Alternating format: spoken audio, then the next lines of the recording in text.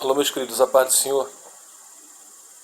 Em Atos dos Apóstolos, no capítulo 16, versículo 31, diz: creia no Senhor Jesus Cristo e serás salvo, tu e a tua casa. Resumindo aqui um pouco, isso conta a história de um carcereiro que ele creu e a sua família também.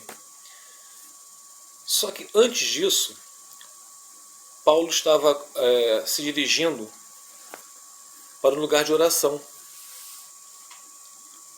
Chegando lá, eles encontraram uma mulher, uma escrava, que dava lucro aos seus senhores através de um espírito de adivinhação.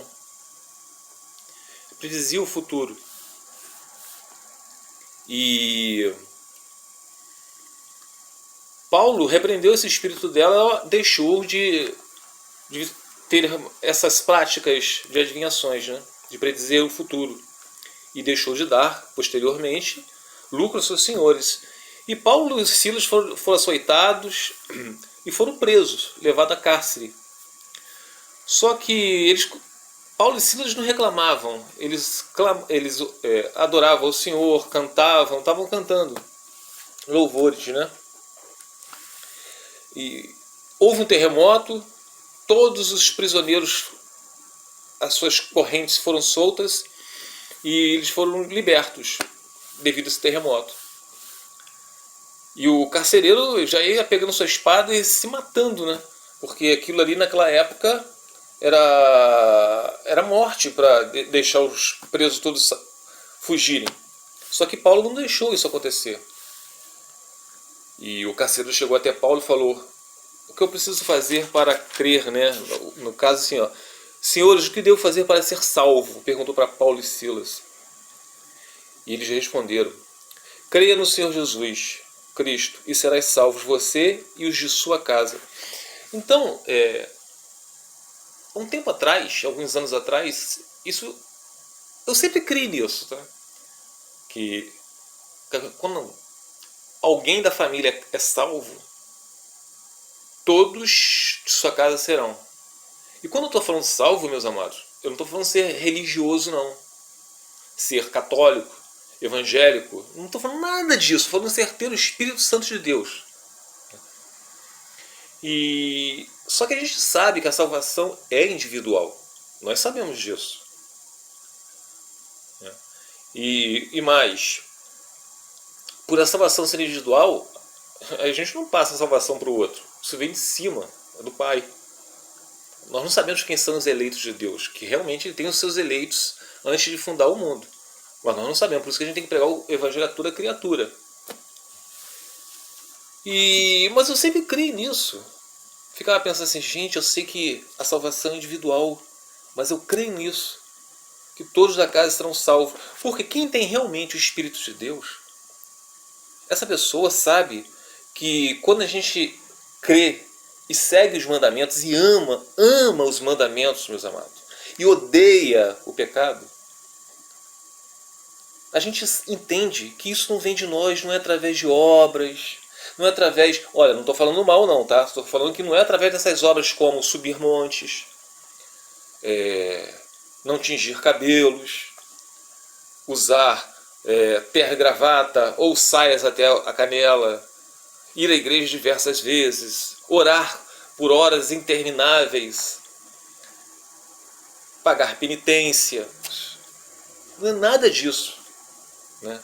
Isso aí é uma particularidade de cada um. Não condeno quem faça essas coisas. Isso é cada um. Então a gente sabe, o cristão verdadeiro, autêntico, que tem um espírito, selo de Deus, ele sabe que isso não depende de nada de nós, é graça, é nos dada, né? A gente não entende o porquê, diante de que nós somos as pessoas tão imundas, tão pecadoras, e mesmo assim ele é justo, porque se ele elegeu alguns antes de fundar o mundo, ele é justo para cumprir as suas promessas, mesmo que nós não mereçamos isso, tá? Mas então aí a gente pensa, mas a salvação é individual, mas Deus é misericordioso, Sem fé é impossível agradar a Deus. Se a gente está clamando pelos nossos entes queridos e a gente não crê, que fé é essa? Se o Espírito Santo é Deus que está na gente, é Ele que está fazendo com que a gente, quem tem o Espírito Santo, vai clamar pelos seus parentes, né? E aconteceu que todos da casa se alegraram muito por haver crido em Deus, os parentes do carcereiro. Para vocês verem. E antes, nesse capítulo, fala da Lídia. Uma das que ouviam era uma mulher temente a Deus chamada Lídia, onde tinham várias mulheres. Paulo e Silas estavam ali próximos, né? Uma vendedora de tecido de púrpura da cidade de Tiatira. O Senhor abriu seu coração para atender a mensagem de Paulo. O Senhor abriu o coração de Lídia para ela atender, dar atenção à mensagem de Paulo. Não é entender, é atender, ser solícita ao que ele tinha a falar, a mensagem de Paulo. E todos, tendo sido batizada, Lídia foi batizada, bem como os de sua casa. Ela nos convidou dizendo: se os senhores me consideram uma crente no Senhor, venham ficar em minha casa. E nos convenceu. Até a família da Lídia foram batizadas, creram. E tem mais, meus amados. Pela fé, Noé, tá? divinamente avisado das coisas que ainda não se viam, temeu ir para a salvação da sua família, Noé, pela fé de Noé, não é pela fé da família de Noé, é pela fé de Noé, para a salvação da sua família, preparou a arca, pela qual condenou o mundo, e foi feito herdeiro da justiça, que é segundo a fé. Isso está em Hebreus, capítulo 11, versículo 7. Vocês estão vendo? Pela fé de Noé, a família foi salva. E mais. Aos outros, eu mesmo digo isto, não o Senhor. Se um irmão tem mulher descrente, que não crê, e ela se dispõe a viver com ele, não se divorcie dela. E se uma mulher tem um marido descrente, que não crê, né, e ele se dispõe a viver com ela, não se divorcie dele. No caso, ela é crente e ele não. Então, se ele quer viver com ela, casar com ela, não se divorcie dele. Pois o marido descrente, que não crê, é santificado. Lembra da santificação? Ó, é santificado por meio da mulher que crê. E a mulher descrente é santificada por meio do marido que crê. Se assim não fosse, seus filhos seriam impuros, mas agora são santos. Todavia, se o descrente, o que não crê, separar-se, que se separe. Em tais casos, o irmão ou a irmã não fica debaixo de servidão. O irmão ou a irmã não fica debaixo da servidão. Deus nos chamou para vivermos em paz. Você, mulher, que crê, como sabe se salvará seu marido, aquele que não crê, que resolveu sair? Ou você, marido, que crê, como sabe se salvará sua mulher, aquela que era descrente e resolveu se separar? E como isso acontece? Clamando por Deus pela salvação dele, que ele está precisando de socorro, aquele que não crê. Ele largou a família, resolveu se divorciar. Ele não é um filho de Deus ainda.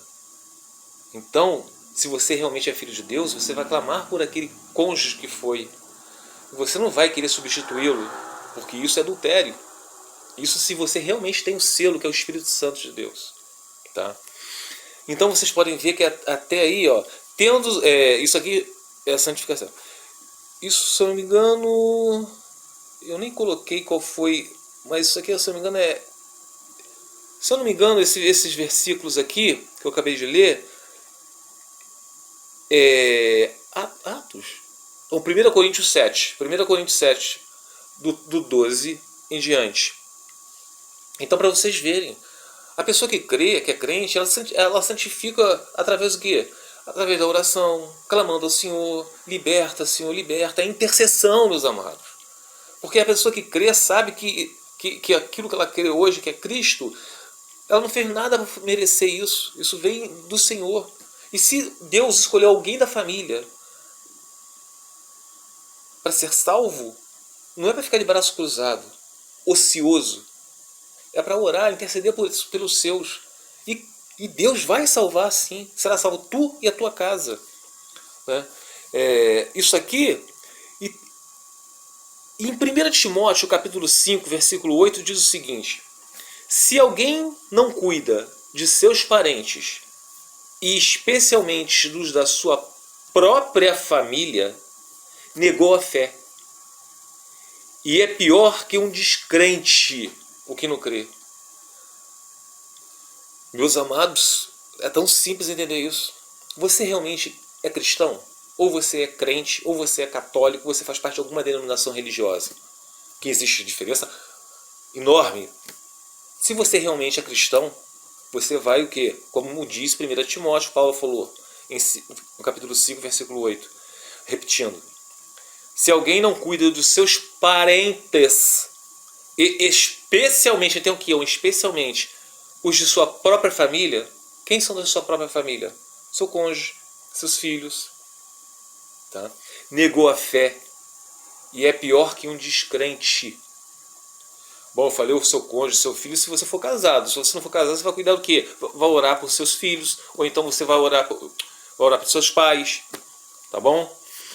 E agora para terminar aqui, ó. O que é santificação? Em Hebreus capítulo 12, versículo 2 diz o seguinte: tendo os olhos fitos em Jesus, autor e consumador da nossa fé, ele, pela alegria que lhe fora proposta, suportou a cruz, desprezando a vergonha, e assentou-se à direita do trono de Deus. Hebreus capítulo 12, versículo 2. Jesus é o autor e consumador da nossa fé. Agora vamos para terminar de vez o português. O que é autor, meus amados, no dicionário? O que origina algo. Agente responsável pela criação de algo. Inventor, descobridor. E o que é consumador? Que o termina, que conclui algo. Então Jesus Cristo, ele é o autor da nossa fé. É ele que nos santifica através do que? Ele consumador, que termina, que conclui algo através da santificação. Sem santificação, ninguém verá o Senhor. Então, meus amados, vocês que são realmente creem em Cristo Jesus, não estou falando de vocês que creem em pastores, em denominações religiosas, padres, nada disso. Eu estou falando de vocês que realmente seguem os mandamentos do Senhor com amor. Tá? Creiam, orem por suas famílias, que todo mundo será salvo, em nome de Jesus. Fiquem os irmãos na paz do Senhor Jesus.